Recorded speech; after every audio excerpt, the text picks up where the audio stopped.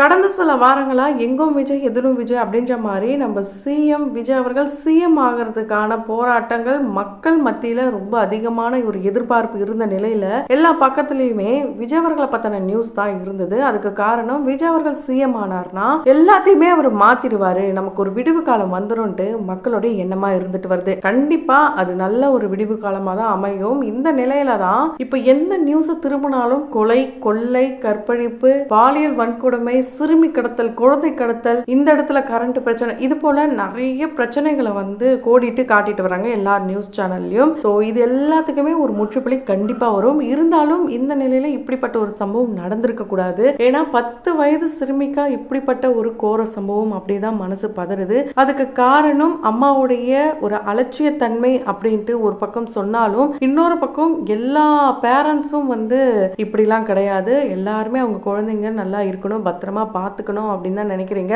ஆனா இப்ப கூட இருக்கிறவங்களே நம்ப முடியாத சூழல் தான் நம்மளுடைய சொசைட்டி இருக்கு. அப்படிப்பட்ட ஒரு நம்பிக்கை துரோகம் அண்ட் கொடூரமான சைக்கோ கேஸை பத்தி தான் நம்ம இந்த வீடியோல பார்க்க போறோம். உண்மையாலே நெஞ்சு வலிக்கிற வகையில தான் இந்த ஒரு கேஸ் இருக்கு. ஸோ இது ஒரு அவேர்னஸ்க்காக மட்டும்தான் நம்ம இந்த ஒரு வீடியோ போடுறோம். அண்ட் கண்டிப்பா எது நீதி, எது நியாயம், நீதி வெல்லும் அப்படின்றதுக்கு ஒரு குரல் கொடுக்கிற வகையில தான் இந்த ஒரு வீடியோ இருக்க போகுது.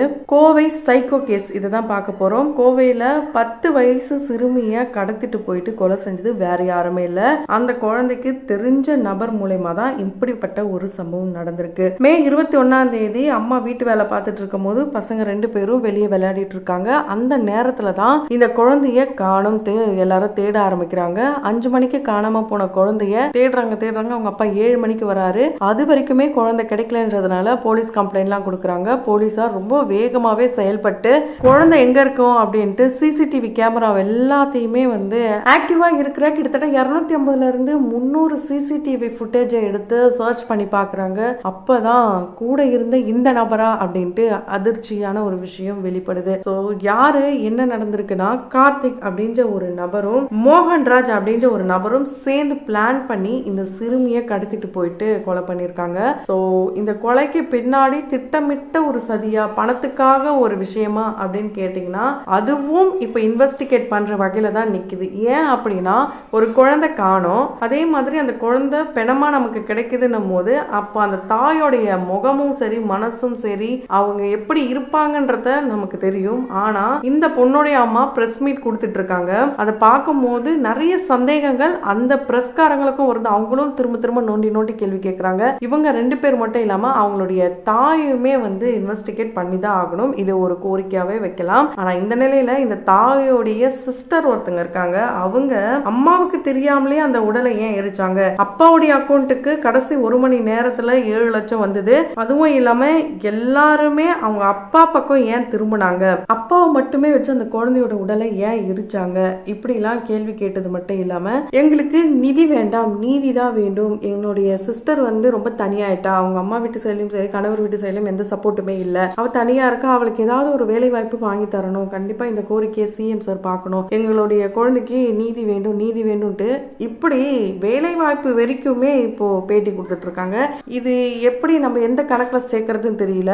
நீதி வேணும்னா அந்த குழந்தையோட தாய் எப்படி போராடுறாங்க, அந்த போராடுவாங்க நமக்கு தெரியும். ஆனா இங்க கூலா பேட்டி கொடுத்துட்டு இருக்காங்க. அது மட்டும் இல்லாம அந்த சிறுமியோடைய தாயார் பாத்தீங்கன்னா போதையில இருந்ததாக கூட சொல்லப்படுது. இதுக்கான விளக்கம் அந்த சிறுமியோட தாயார் என்ன சொல்றாங்கன்னு பாத்தீங்கன்னா, என்னுடைய கணவருக்கு குடிப்பழக்கம் இருக்கு, அந்த குடிப்பழக்கத்தால அவரு வீட்லயே பாட்டில் மிக்ஸ் பண்ணி ஜூஸ் பாட்டில்ல ஊத்தி வச்சிருந்திருக்காரு போல இருக்கு. நான் வேலையெல்லாம் முடிச்சுட்டு களைப்பா இருக்குன்ட்டு அந்த ஜூஸை எடுத்து நான் குடிச்சேன், அதுக்கப்புறம் 1 வாய் தான் குடிச்சேன், மயக்கம் போட்டுட்டேன், இதுக்கு மேல எனக்கு நடந்தது என்னன்னே தெரியல அப்படின்னு சொல்றாங்க.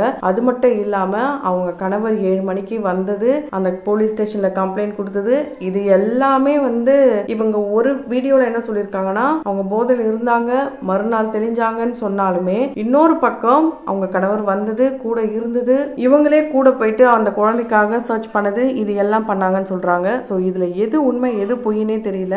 அந்த அளவுக்கு தான் ஒரு குழப்ப நிலையை உருவாக்குது. அது மட்டும் இல்லாம சாக்லேட் ஆசை காட்டி தான் அந்த கார்த்தி அப்படின்ற நபர் வீட்டுக்கு வெளியே விளையாடிட்டு இருந்த அந்த குழந்தைய கூட்டு போயிருக்காரு. அந்த குழந்தை அந்த ஏரியாவுக்கு 20 நாள் தான் ஆகுது. அந்த 20 நாள்ல பழக்கமாகிற வகையில தான் இந்த மோகன்ராஜோட ஃப்ரெண்டான கார்த்திக்கும் இருந்திருக்காரு. ஸோ கார்த்திக்கே இதை நான் தான் பண்ணேன், நான் தான் கூட்டு போனேன், இங்க இருந்து நான் பக்கத்துல பக்கத்துல இருக்க தோப்புக்கு கூட்டு போனேன், அங்க அந்த குழந்தைய ரொம்பவே கொடுமைப்படுத்தினேன், கொலையும் பண்ணிட்டேன், இது தெரியக்கூடாதுன்றதுக்காக இன்னொரு இடத்துக்கு மாத்தி கொண்டு போய் புதர்ல போட்டுட்டேன். ஸோ இது எல்லாமே அங்க டைரக்டா அந்த பிளேஸ்க்கே கூட்டு போயிட்டு சொல்லிட்டே இருக்கும்போது கார்த்திக் தப்பிக்க பாக்குறாரு. அப்படி தப்பிக்க பார்க்கும்போது கை காலும் உடையுது. அந்த உடைஞ்சது மட்டும் இல்லாம உடைஞ்சது இன்னும் 2 காலும் 2 கை மொத்தமா அவர் போய் சேர்ந்திருந்தாவே நல்லா இருக்கும் தான் நம்மளோட எண்ணமா இருக்கு, மக்களுடைய கமெண்ட்ஸாவும் இருக்கு, பார்க்க முடியுது. ஆனா இவர் ஏதோ தியாகம் பண்ண மாதிரி இவருக்கு சிகிச்சை வந்து தனியா கொடுத்துட்டு இருக்காங்களாம். வாக்குமூலம் கொடுத்துட்டாரு, இவரை வந்து என்கவுண்டரே பண்ணலாம், அதை விட்டுட்டு சிகிச்சை கொடுக்குற அளவுக்கு என்ன பண்ணிட்டாருன்னு தெரியல. ரொம்பவே வந்து கொந்தளிக்க வைக்கிற வகையில தான் இருக்கு இவங்க அரசாங்கத்துடைய செயல்கள். கண்டிப்பா இது சிஎம் சாருடைய காதுக்கு போகணும். ஸோ அவர் கண்டிப்பா மிகப்பெரிய ஆக்ஷன் எடுத்துதான் ஆகணும். அந்த தாயாருக்கும் கண்டிப்பா விசாரணை நடத்தணும். ஏன் அப்படின்னா இதுக்கு பின்னாடி வந்து நிறைய விஷயங்கள் ஒளிஞ்சிருக்கு. கூடவே வந்து இந்த மோகன்ராஜ் சுத்தி அவங்க அம்மா கூட வந்து பொண்ணை தேடுற மாதிரிலாம் இருந்ததாக கூட சொல்லப்படுது. கண்டிப்பா இந்த போராட்டம்லாம் எதுக்குன்னு பாத்தீங்கன்னா சிஎம் சார் வந்து இவங்க கிட்ட பேசணும்னு நினைச்சாங்களாம். ஒரு நாள் போராடி சிஎம் சார் பேசினாராம், 3 வார்த்தை தான் பேசினாராம். சீக்கிரம் நடவடிக்கை எடுக்கிறோம், கண்டிப்பா நீதி கிடைக்கும் அப்படின்னு சொன்னாராம். நேர்ல பாக்குறோம் அப்படின்னு கூட சொல்லியிருக்காராம். இந்த நிலையில இன்னைக்கு பாத்தீங்கன்னா சிஎம் சார் என்ன சொல்லியிருக்காருன்னா, பெண்களுக்கு பாதுகாப்பு வேணும், அவங்க மேல கை வச்சாங்கன்னா கண்டிப்பா கடும் தண்டனை விதிக்கப்படும் சொல்லியிருக்காரு. எப்படிப்பட்ட தண்டனையா இருக்கும் அப்படின்ட்டு ஒரு டெமோ காட்டினா கூட ரொம்பவே நல்லா இருக்கும். ஏன்னா யாருக்குமே பயம் இல்லாம போயிடுச்சு. ஒரு குழந்தைய கூட்டு போனது மட்டும் இல்லாம அந்த குழந்தைய சித்திரவாதம் பண்ணது மட்டும் இல்லாம கொன்னு அதை ரொம்பவே கொடூரமான முறையில ஒரு புதற்குள்ள தள்ளி அதை கேட்கும் போது பயங்கரமா இருக்கு. அண்ட் அவங்க அம்மாக்கும் தெரியாம அப்பா அக்கௌண்ட்ல காசு போட்டு எதுக்கு அந்த குழந்தையோட உடலை இவ்வளவு சீக்கிரம் எரிக்கணும்னு தெரியல. ஏன்னா போஸ்ட்மார்டம்லாம் பண்ணி பார்க்கும் போது தான் இன்னும் நிறைய விஷயங்கள் வெளிவரும். அப்படி இருக்கும் போது எதுக்காக என் குழந்தையோட உடலை எனக்கு தெரியாம எரிச்சாங்க, நாங்களும் பின்னாடி தானே வரோம் அப்படின்லாம் கேள்விகள்லாம் அவங்களுடைய தாயார் எழுப்பியிருக்காங்க. ஸோ இது எல்லாத்துக்குமே விடை கிடைக்கணும் அப்படின்னா அவங்க அம்மாவையும் விசாரணை செய்யணும். அதாவது அந்த குழந்தையுடைய அம்மாவை அண்ட் சித்தியை இது எல்லாத்தையும் விசாரணை பண்ணணும். எதுக்காக அந்த 7 லட்சம் அக்கௌண்ட் அவங்க அப்பா அக்கௌண்ட்டுக்கு வந்தது அதையும் வந்து விசாரணை பண்ணணும். ஸோ இது எல்லாத்துக்குமே முற்றுப்புள்ளி வைக்கணும் அப்படின்னா இதுக்கப்புறம் இந்த மாதிரி ஒரு சம்பவம் நடக்கக்கூடாது அப்படின்னா நம்மளுடைய அரசாங்கத்துல கண்டிப்பா தண்டனைகள் வந்து கடுமையா வந்து எழுதியிருக்கணும். அப்படி இருந்தா மட்டும்தான் இதுக்கான ஒரு விடிவு காலம் வரும். சும்மா வந்து நம்ம வாய்ஸ் ரைஸ் அவுட் பண்ணி அதெல்லாம் கொஞ்சம் அடுத்த கேஸ் வர வரைக்கும் தான் இருக்கு.